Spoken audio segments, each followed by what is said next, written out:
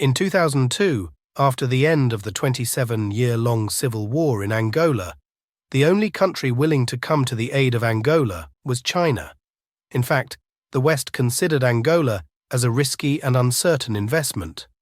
But China, which at the time needed oil for its economy, saw potential and opportunities in the oil-rich Angola and went ahead to form a partnership with the country in which China would find infrastructures and in return would have access to its oil. This partnership became known as the Angola model, and China began to use it for other African countries because it was successful and led to Angola becoming Africa's biggest destination for Chinese capital.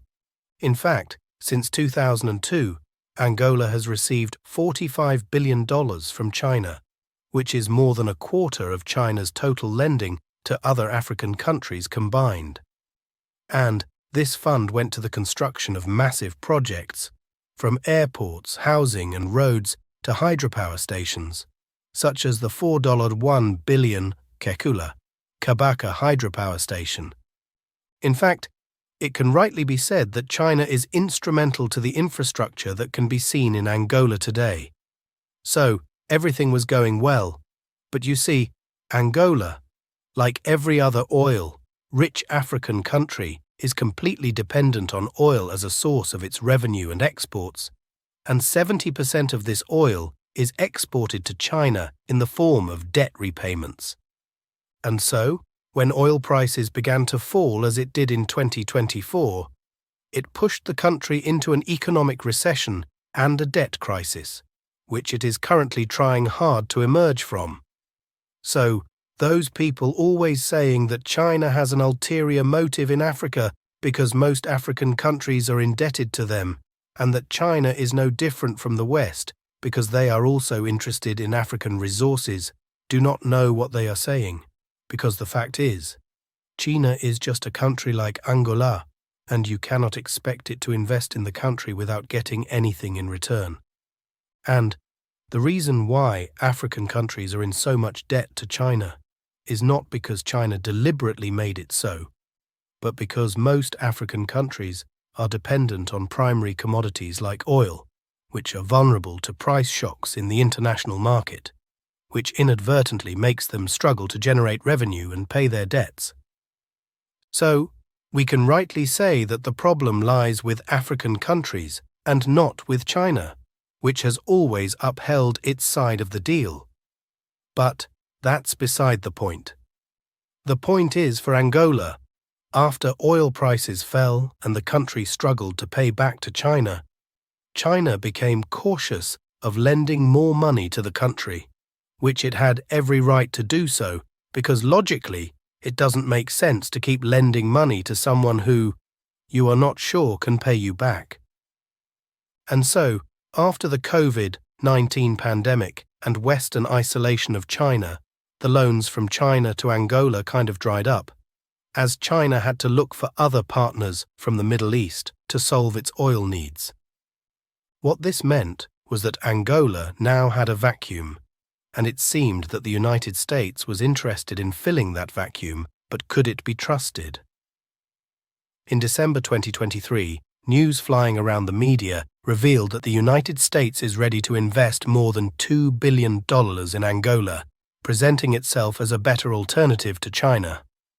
According to President Joe Biden, the US had committed more than $1 billion in 2023 to fund solar power, bridges and internet infrastructure, and it is also offering an additional $1 billion to fund the strategically important Libido corridor running from Zambia to the Angolan coast via the Democratic Republic of Congo. The US is also working with the European Union to construct a new 800-kilometer rail line between Angola and Zambia, as it eyes critical minerals such as cobalt and copper from the DRC and Zambia for its green energy transition, including the electric car industry. According to President Joe Biden, this rail line is the first of its kind in Africa and will create jobs and connect markets for generations to come. However, as fantastic as this may sound, the question is, can the US and the West be trusted? Unlike China, which went into a partnership with Angola for mutual interests. The major reason the United States decided to invest in Angola is because it wants to counter China's influence in the country. The US investment in Angola is part of the Partnership for Global Infrastructure and Investment, a plan launched by the G7 in 2022, with the aim of providing $600 billion by 2027 to counter China's Belt and Road Initiative. Simply put, President Biden and the United States are working with the United States. Biden wants to use Angola as a test case for US ambitions to counter Chinese influence in Africa, where Beijing has funded many mega-projects. Doesn't this mean that the US and the West want to make Angola, and by extension, other African countries continue to depend on them? When China was investing in Africa, there was no condition attached to such investment, and neither did China state that they have to be the only partners to these African countries. However, it's very clear that the US investment is based on the condition that it will be the only partner in Angola, and it's also very sure that with this investment, the United States would also try to influence other aspects of Angola, including its politics. So, again, can the US be trusted? The reason why Angola decided to receive the US was because the government needed to diversify the economy and shift away from dependency on oil, and because lending from China ended, the US thought that it had begun to successfully edge out China from Angola. However, recently, Angola decided to resume its partnership with China, sending a huge blow to the US. And this time, instead of focusing on a partnership based on oil, China has decided to help Angola move beyond dependency on oil and diversify its economy. According to Chinese President Xi Jinping, the Chinese government will support Chinese companies that invest in Angola's agriculture and manufacturing sectors, and this will help Angola to achieve agricultural modernization, industrialization, and economic diversification.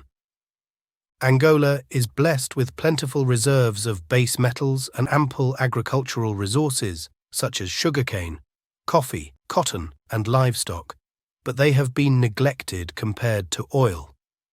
However, this agreement with China is about to change everything.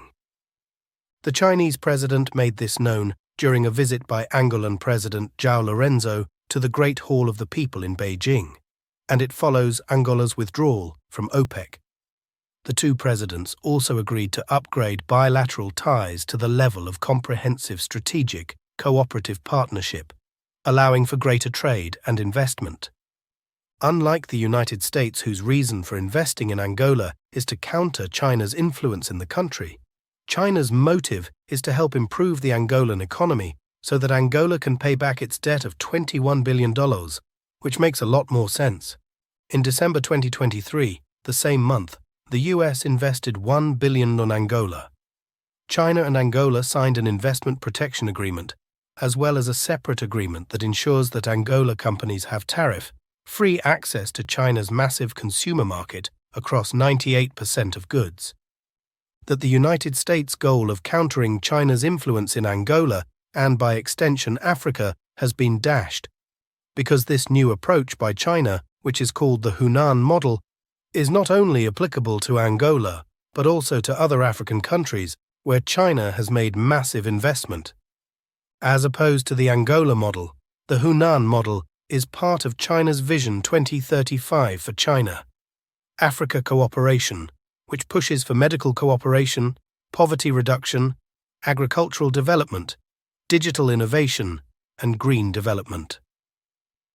The delivery of these goals happens under the umbrella of the China-Africa Economic and Trade Expo and a pilot zone for in-depth China, Africa Economic and Trade Cooperation, both of which are centered in the Hunan province in China.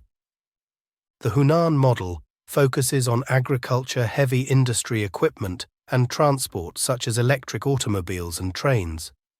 It also seeks to support more efficient trade between African countries and China, and so new trade passageways by rail, river, air, and ocean are being forged to better connect Hunan with African countries.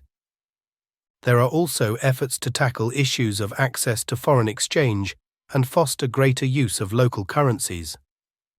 Currently, international trade is being conducted with the dollar, but the dollar has put a lot of pressure on local currencies, further damaging local economies.